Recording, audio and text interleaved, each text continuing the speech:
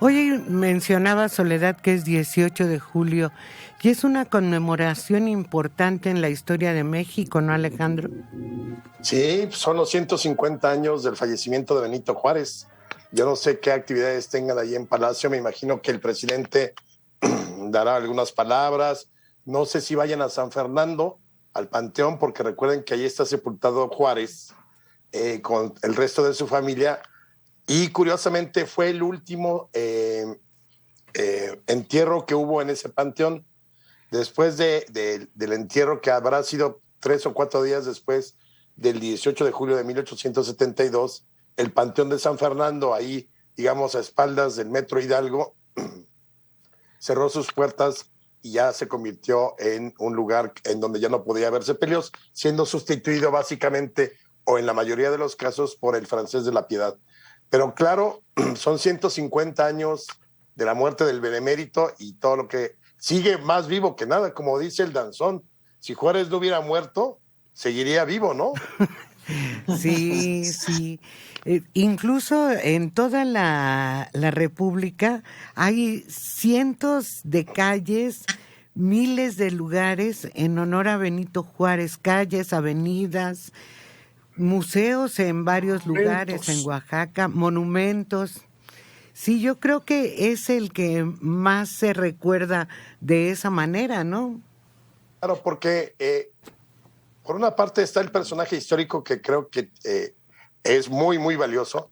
A ver, yo no soy de la idea de que se pueda decir que es el mejor presidente que ha tenido México, porque sus circunstancias en los 14 años de gobierno fueron muy particulares. Entonces, este tipo de cosas son como para el discurso político, ¿no? El mejor presidente que ha tenido México, no. Creo que sí fue el gran presidente del siglo XIX. Para mí creo que es un personaje fundamental. Lo han rellenado demasiado con bronce, pero creo que sin él no habríamos pensado en un Estado laico. La generación con la que gobernó, con la que gobernó tenía una idea muy clara del liberalismo, instituye el registro civil, el matrimonio civil, seculariza los panteones, es decir, los cementerios quedan en manos ya del Estado, no de la iglesia como venía haciendo siglos atrás. O sea, hay muchas cosas muy importantes que incluso definen al México de hoy. Entonces, por eso creo, además, haber logrado derrotar a los franceses, al imperio de Maximiliano, o sea, sí es una figura fundamental para entender el México de hoy.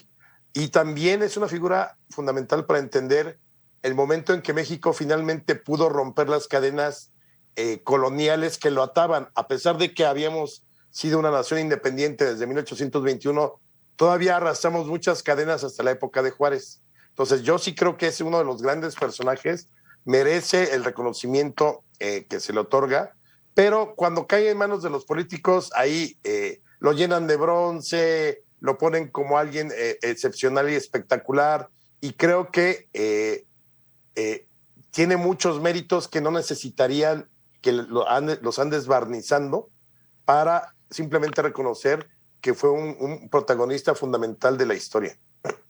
Sí, muchos lo ponen como antecedente de ellos mismos, como un predecesor de su grandeza, de su propia grandeza. Y no es cierto, es muchas veces radicalmente distinto a la visión de ellos, porque él lleva la visión democrática al extremo.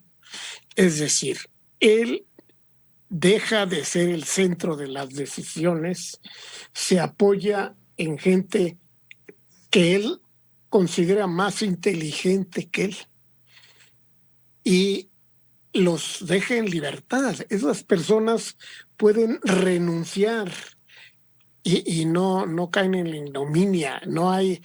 El culto a la personalidad de Juárez viene mucho después.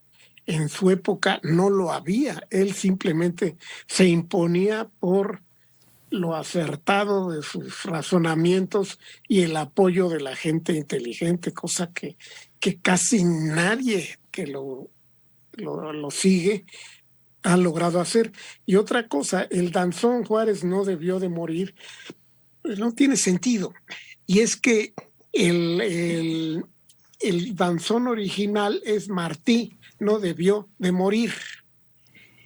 Y Martí sí muere muy al principio, muere cuando desembarca en la isla de Cuba y muere en combate. Entonces, por eso tiene sentido, no debió de morir. No Juárez, que Juárez muere ya después de consumar toda una tarea titánica, ¿no?, en la reconquista del país. ¿Quiere decir entonces que la esencia del México que vivimos está fundada en todo lo que realiza Benito Juárez, todos los cambios? En buena medida sí, porque es la construcción. Separa finalmente al Estado de la Iglesia. La Iglesia era un lastre porque pues, prácticamente se había metido en como administrador, como banquero, como prestamista, como, digamos, gestor de bienes raíces. Había olvidado su tarea, que era salvar almas, digamos, en un sentido muy simple. Y el haber separado la Iglesia del Estado, creo que finalmente consolida a México como nación independiente en 1859, y creo que de ahí para acá entonces se empieza a construir el país que conocemos. Claro, es muy distinto a ese 1859 al 72, que es cuando fallece, a lo que sucede hoy. Pero estas bases, el Estado laico, el separar la Iglesia al Estado, el tener un cuerpo civil para el registro de nacimientos, muertes, matrimonios, todo eso que al final le da certeza a la ciudadanía, a la sociedad, frente a todos los actos de su vida, ¿no? Que las sucesiones, las herencias, las pensiones, todo eso es algo que finalmente está en manos de quien debería estar, que es el Estado, que debe de regularlo. Entonces sí creo que hay que reconocerle muchas cosas. Claro, como todo político y como toda época, tuvo sus momentos de crisis, tuvo sus momentos de dudas, pero al final le salieron bien las cosas. Y un político sin suerte no es un buen político. Juárez se la jugó muchas veces y le salió la apuesta. Por ejemplo, seguramente los que son enemigos de Juárez hablarán en 3, 2, 1 ya, a decir que era un traidor porque quiso vender el territorio con el Tratado de Maclean Ocampo. Fue un mal tratado, pero a la mera hora le salió bien y no quería vender el territorio. Quería tener garantizada la protección y ayuda de Estados Unidos con 2 pasos comerciales muy importantes. Uno, el Istmo de Tehuantepec, y otro de Sonora a Sinaloa, a Guaymas. No, pues prácticamente era desde la frontera norte con Estados Unidos hasta Guaymas, si no mal recuerdo. Pero hay que analizarlo dentro de ese contexto, o sea, de su momento. Pero así como de soy Juárez, voy a vender el territorio para enriquecerme. No, o sea, eso no. Entonces, pero tiene muchísimos enemigos Juárez. Yo creo que lo importante, sobre todo para los políticos de hoy, es, número uno, supo, como decía Mario, rodearse de gente muy inteligente que conocía la administración pública y que además los escuchaba, porque no es lo mismo rodearte de gente inteligente y que a la mera hora hagas lo que se te pegue la gana. Creo que un presidente será mucho mejor en cuanto se rodee de los mejores y los escuche, aunque él tenga en su momento la posibilidad de la decisión final. Creo que esa es una de las grandes lecciones de Juárez. Y la otra, que es la que luego se pierde, Juárez no fue un defensor de los pueblos indígenas. Y creo que el legado más importante de Juárez es que él, algo que todavía no se cumple, creía en el principio básico del liberalismo político, que era la igualdad ante la ley. Entonces, bajo ese principio, tú no era necesario decir, oye, es que yo soy indígena, es que yo soy criollo, es que yo soy mestizo, es que yo soy negro, es que yo soy extranjero. No, simplemente la ley te debía y te debe de otorgar los mismos derechos y obligaciones que a todos. Y ese es un principio muy sano en las democracias. El problema es que en una sociedad tan desigual como esta, con clases políticas como las que hemos tenido, pues el principio de igualdad ante la ley pues valió sombrilla, como podríamos decir, como diría Juárez doctamente, valió queso.